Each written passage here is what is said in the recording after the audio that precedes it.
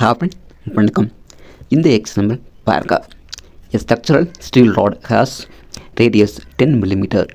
Radius கொடுத்துட்டான், length 1 meter.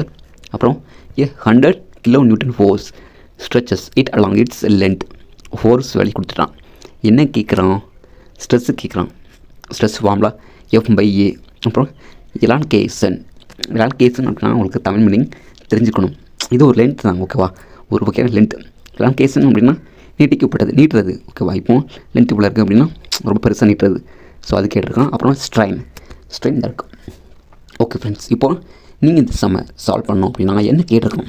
First stress F வெளி தெரியும் நம்மளுக்கு, A/S². அது நம்ம போட்டால் வச்சுக்கோங்களேன், இதுவுமே தெரியும். இப்போ ஸ்ட்ரெயினில் டெல்எல் வெளி தெரியாது.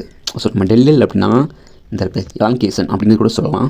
அல்லது ஸ்ட்ரைட்டாக நம்ம டெல்எல் தெரியல அப்படின்னு இந்த ஃபார்முலா அப்ளை பண்ணி முடிஞ்சு போச்சு. ஸோ ரெண்டு வகையில் பண்ணலாம். டெல்எல் கேட்டிருக்கோம் ஒன்று, செகண்ட் வந்து இந்த ஃபார்முலா ஸ்ட்ரெயின் ஃபார்முலா வந்து தேவைப்படும், ஓகேவா? ஸோ அதை வச்சு நம்ம டெல்எல் வேல்யூ வந்து பார்க்கலாம். டெல்எல் ஃபார்முலா அதே தான். ஓகே, என்ன எக்ஸ்ட்ரா யங்ஸ் மாடல்ஸ் வரும், ஒய் வரும். இதுக்கும் இந்த புக்கில் யங்ஸ் மாடல்ஸ் டாபிக் இருக்குல்ல, ஸோ அதில் வரும் இந்த ஃபார்முலா.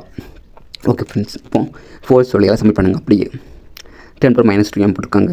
இங்கே 10 mm இருக்குது, ரேடியஸ் தானே? ஆமாம், 10 mm இருக்குது, அது மீட்டரில் போட்டுருக்குங்க. அதான் 10⁻²² இப்போ நீங்கள் பேசிக்காக பண்ணுற கேல்குலேஷன் அது தெரிஞ்சாலே ஈஸியானது தான் சம். அடுத்து டெல்எல் வெளி பார்க்குறாங்க, ஒய் வெளி கொடுத்துருக்கும் கொஸ்டின் 2 × 10⁻11. ஸோ சப்மிட் பண்ணி கொண்டு வராங்க ஆன்சர். ஸ்ட்ரெயின் ஃபார்முலா தெரியும், டெல்எல் டெல்எல் வேல்யூ வந்து இப்போ நம்ம பார்த்தோம். ஸோ அதை சப்மிட் பண்ணி கொண்டு வாங்க, ஆன்சர் முடிஞ்சு போச்சு. Okay friends, thank you.